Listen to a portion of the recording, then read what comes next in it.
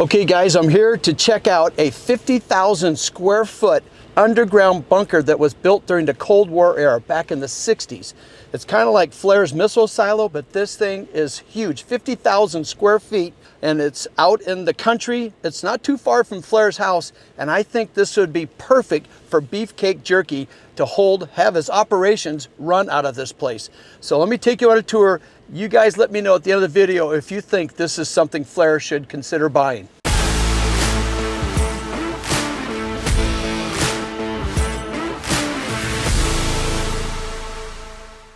All right guys, I'm out here on this site, and the first thing I see is this 400-foot tower. I think that would be a great deer blind for Flair.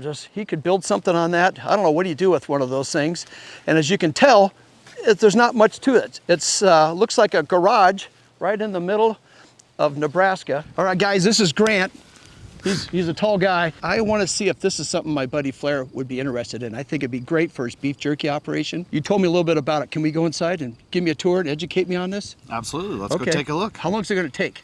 As long as you need, maybe 30 minutes to walk through it all. It's what, 50,000 square feet? 54,000 square feet. 54,000, all underground. Are we standing on the building? We are standing on top of the building, yep. Oh. So it's all underground. There's about 6 feet of earth between ourselves and the actual roof of the building. Oh, this is perfect for Flair. Let's go inside. So this is into the front entrance and the loading garage area. Everything for the facility came in through the one garage door that we saw outside, and it drops down this shaft about 50 feet to the bottom floor, a little more than that. Is there like an elevator or something that so if you pull up your truck and you're offloading all your beef jerky or need to get it out of here, you have to carry it up the steps? There's not really an elevator?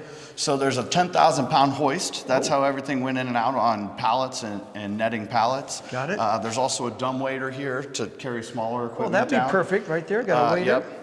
Yep. Back when this was originally built, they couldn't do a traditional elevator because if it would have been hit by a bomb, the elevator would twist and get locked up, so it had to be an open shaft that could withstand an explosion. I see. So these walls are made for a nuclear bomb or some sort, right? It was built to withstand an indirect hit by a nuclear bomb. So there's sensors on the corners of the property that would detect a blast, that would lock the exterior doors, and then the facility could run independently with no exterior power. So there's an internal generator, there's air handling systems, there's a small living area, and it was fully kept with stocks and supplies for everybody to stay here for an extended period of time if there would have been an issue back in the Cold War period. Okay, I'm gonna say, so they have a huge generator here that runs this thing downstairs somewhere, right? Yes, yes. We'll see that when we get down there. It's a 750 megawatt turbine generator. So it's a jet engine that runs a generator. Oh my gosh, I gotta see that. Okay, let's keep, so this is the first floor. Looks like the smallest part of the building.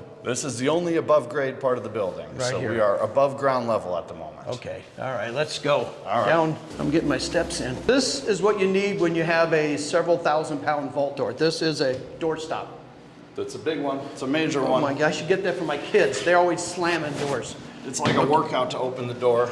Look at that. But the motor is currently off, but normally it opens with the full motor system there. Okay, so in the event something happens, this turns on, doors go shut. Yep. This was also a man lock area between the two blast doors, so you would come in that door, this one would be closed, seal both of them, then open the interior door, so at all times it was sealed to the exterior. I noticed real quick, everything's on springs. All the mechanical systems, everything is on springs, so if the entire building were to shake after a blast, all the systems would shake independently and in theory not break, so they could stay operational. So here we're going to walk through. If there would have been a scenario, these doors behind you would have sealed and would have forced all traffic in and out of the building this way, which is a decontamination shower. So you'd walk through here and you'd get blasted with water to wash off any potential radiation. Oh, and then you don't step on that, it might get you wet. Don't step on that. Is that like a trap door? When you step on it, your body weight turns the water off. Oh, I almost turned on and it'll get you wet. I almost had a shower. So we just got rinsed off, we're all good. Now we're gonna go to work, or what are we doing now? So now, wow, here is, how many thousands of square feet is this? This floor is approximately 16,000 square feet. And we have about 16 feet floor to ceiling height here. And this is one of how many floors in this building? This is one of 2 floors, and then there's some in-between mezzanine areas as well. So Okay. this was one of the main service areas where they had phone switch, and we think the next user of this building is likely a data center, or in case of flare, pallet racking, equipment for his jerky. I'll be right here on this floor. Grant, you're saying users for this, because it's so unique, would be like maybe a guys that mine in Bitcoin? Yep. Would be good. Or how about the people that grow indoor plants? The Yep. what's that term called? I mean, where it's all with water. Indoor farming. We had a couple mushroom growers look at the building back before. Too bad marijuana is not legal here. This would be perfect for something like that, wouldn't it? It would be awesome for This that. looks like a wine cellar, a wine rack. I don't know what this was. Part of the old phone switch equipment. I don't know exactly what Oh, it look at the ran. phone. You guys ever seen one of these? Did I break something? It's actually a telephone. $18.99. No, I'm kidding. You guys, we still have these now. But there is one up front that looks like it. You could call the White House with. But Mr. President, we have a situation. Another thing, if you get somebody with tons of wine storage, what's that? So this circuit here is Looking Glass circuits. Looking Glass was the bomb sniffing planes that operated, and so when they were flying over this area, their signals would hit the antennas outside, come through the equipment inside, and then be relayed to the military bases. Wow, so that's what this thing was holding, all that equipment for that Looking Glass. That's a big plane. I think there looks like a huge radar on top of it. I wonder if that's Looking Glass. It's either that, or I think they changed their name to a more modern version now, but I'm not a military expert. Yeah. You got all this square footage in here. What are some other, and I see there's those floor drains. You got floor drains. You got floor I can't drains. imagine how, you got to pump water out of this thing. Yes, from the lower level, there are pumps that pump the drainage water out, and the sewage gets all pumped out. These hatches are interconnections, so you could run cabling and wires from this floor down to the lower floor. Oh, so just since you're on concrete, you're not locked in. Those are some raceways, if you will, right? Yes, yep. Well, let's go see this generator. Is that on this floor? The generator's 1 floor down. Well, let's go check that one out. Should I be concerned? Is there a button that I'm not supposed to turn on when I'm in here? Because a guy with ADD, Yeah. I want to touch stuff. Everything's all off today. Oh, so it you is, should- for you'll my be okay. benefit Yep, and yep, yours. yep. So But, what are we here? What do we got going on here? Everything's huge. You put air conditioners this big into your houses? That's what that is? That's the air conditioner. Holy, look at this squirrel cage. Got a fan belt. Look at the coils. Looks like something off of a F-350. This is off. That one I wouldn't flip. Oh, don't flip, yeah. Don't Sorry. flip that one. I don't know if it would I work knew or I'd not. find something not to flip. All the HVAC that runs this entire building, so just this floor, is there more? I mean, there's a lot. There's another HVAC room downstairs with a generator. The generator's on a separate system so that it's a negative air pressure and the exhaust from the generator doesn't get through the rest of the building. Okay. These are the old chillers that ran part of the cooling system as well. So those were just the fans of the AC system, and these are the chillers that circulated cold water. Wow, I see. The chiller number 3, number 2, number 1. Yep, and you notice everything was built to be expanded on, and they never actually expanded this facility to its full capacity. Oh, so they could add, looks like 2 more Yes. chillers if they wanted to. Yeah. But just the size of the piping and everything in here, and it's all so well labeled. There's all a steam fitter's dream coming in here making all these pipes. So The main ductwork in this facility is really big. If you look right above your head here, this is the start of one duct. oh, it that's the comes- duct right there. Just about 30 feet all the way in here. Holy cow. And it's like 4 foot tall. One duct. So in your house at home, you have one of these running right down the middle of your house. It's probably 3 foot wide, maybe 4, and 12 to 18 inches tall. This thing is 4 or 5 foot tall. You can see it over here, and it runs, oh my gosh, look at the duct to tin work in Yeah. here. If you scrap this place out, you'd have some money. There There's certainly huge, would look at, be. there's some copper pipes, massive ones. This is the main intake area for the building. So these condensers brought in air from the air shaft's exterior, pulled it into the building, and then pushed it in to the rest of the building. Okay. And you'll see there's these. So outside, there's those 2 kind of little fenced in areas that look like that. Yep. And that's what these are. And then these fans will open and close depending on if they need to be sealed or open, and push the air into here, into those distribution fans that we just saw. Well, here's a good idea. You can kind of just see the interior concrete walls, how thick they are. How thick are the outside walls? Do you know? We don't know exactly the outside walls. These interior walls are 30 inches thick, reinforced concrete, and all the construction is double I-beams. So between each post you see throughout the entire building is not 1 but 2 I-beams covered in concrete. Oh my gosh, unbelievable. I mean, this thing is, it's built for a bomb. There we go. Yes. Okay, let's see this. Let's go see the jet engine. So this is where the beef jerky would be dropped down, or you could drop the side of beef down here and then it goes up that as beef jerky. So here's the shaft. Wow, there's still quite a bit of room. There's like another 25 feet below us here, Grant. Yes, so this entire platform that we're standing up folds up against the wall here so that the hoist can drop down to the next level below us as well. So this would be your main intake area for product going into the building. In and out of here. Level. And then again, more vault doors. Good grief, that thing, I can't even imagine how much that thing weighs. It's on some fantastic hinges, but it takes a lot to move it. And again, I broke the rule. I got a Brad the Builder hat, not a hard hat. This sounds interesting. A lounge? This is the employee lounge where the employees would have their breaks. Well, let's see it's a living area as well. Well, you can see the military decorated this place. It's not too exciting. It's got a great view of the mezzanine looking down on product or whatever heck was going on down there. Yep, so this is the lowest level. This is where you watch over and make sure everybody's doing their job. So you'd have a cocktail, sit here, and they probably didn't serve very many cocktails in the military. That's why, then the lounge, that's misleading. What we got in here? Oh. Now this area was the living quarters. You'll see there's still a few mattresses in here. If you were working down here and a bomb would have gone off, the facility would have sealed itself and you would be stuck here working while the rest of the world was picking up and dealing with other issues. So you'd be safe down here, but it's not the best apartment I've ever seen. I wouldn't want to live down here. Yeah, but you're underground and everything else is on fire and who knows what that devastation. I'd hate to, I don't know. Would you want to be down here when that happened, or would you just say, all right, I'm along for the ride, I'm done, I'll move on to the next part? Hopefully you're going to the pearly gates, not down to those fiery ones. Oh, there. Yes. Look at this modern kitchen. Look at that. That thing could use a cleaning. Yeah. But whatever. I'm sure. I like the cabinets. Try the upper cabinets. These are the old metal ones. Look at that. Look at they even had Dixie cups back in the 60s. Solo cups, I guess. That's what they were, solo cups. This is all the old pictures that they documented all the construction. Well, you can kind of see pictures of every day of construction from one of the security guards back. This was April 21st of 1967, all the steel was up. They're forming it all up. These are the columns that we're seeing inside the building right now, aren't we? Some of the supervisors, like this guy, you can't tell in this picture, but they still wore suit and ties out of the construction sites back in those days. Did they really? What a bummer. They did dress for work, didn't they? Even on construction, that's crazy. Look at this. I'm trying to find a scale, how big?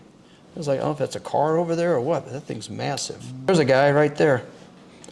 Right there, you can see the size of that thing. They still use some of that same methods when pouring concrete. I mean, they just form it up and pour it. Look at, there's the hole.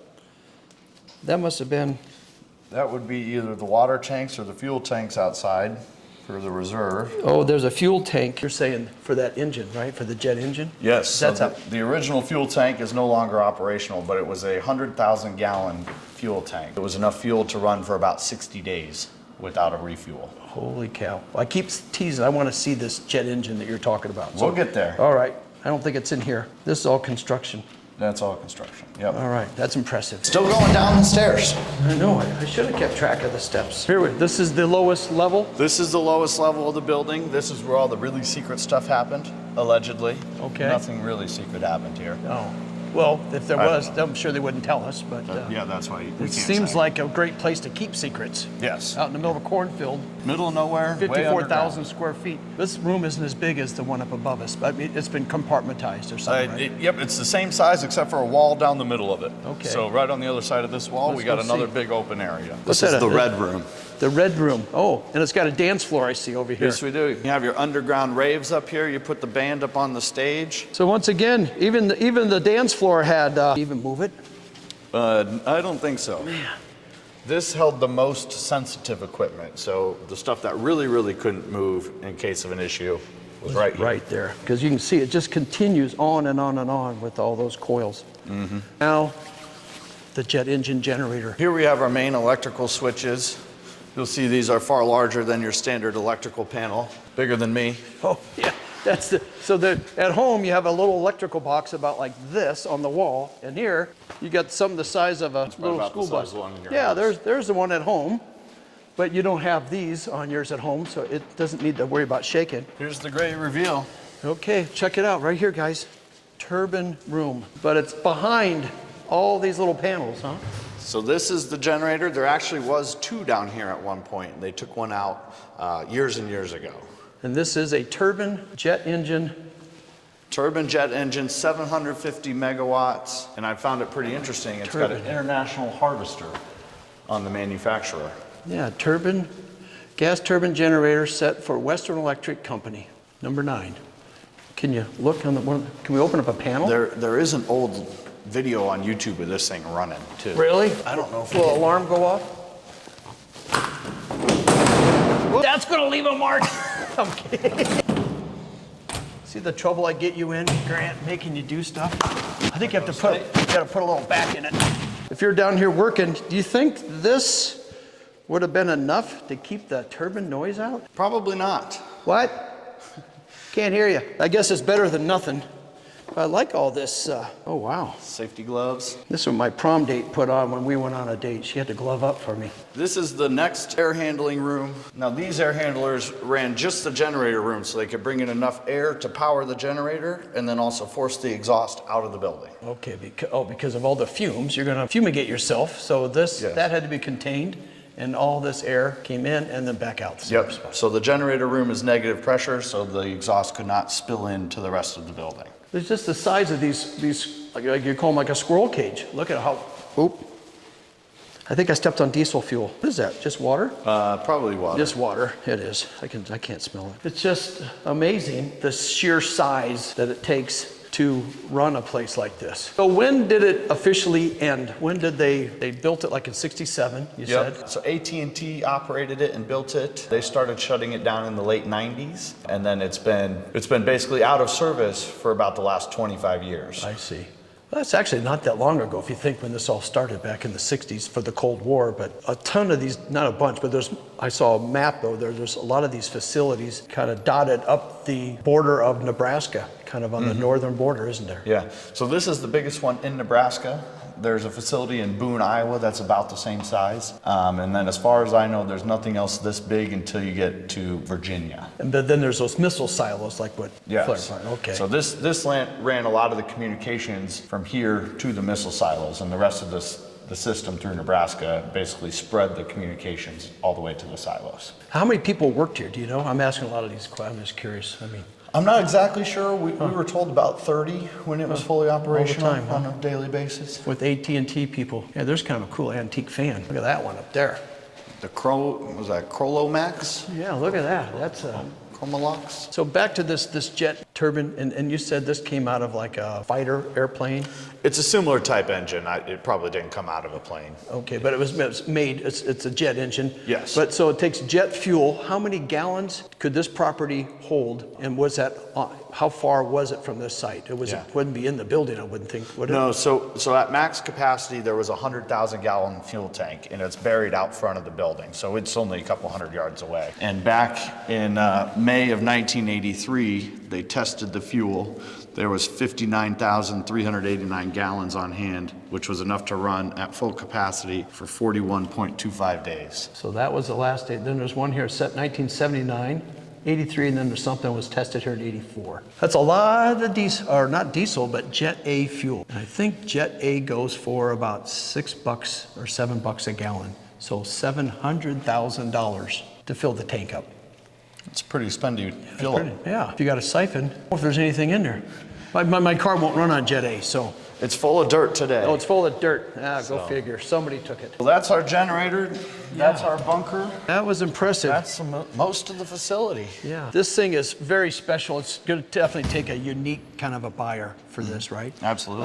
It might be too big for Flair's operation, but if people keep buying beef jerky, you'll need a spot. But I'm still going to run it by him. You guys got to let me know if this is something that Flair should take advantage of, unless you guys know somebody that for Bitcoin, want to do some farming, you got to get a hold of Grant.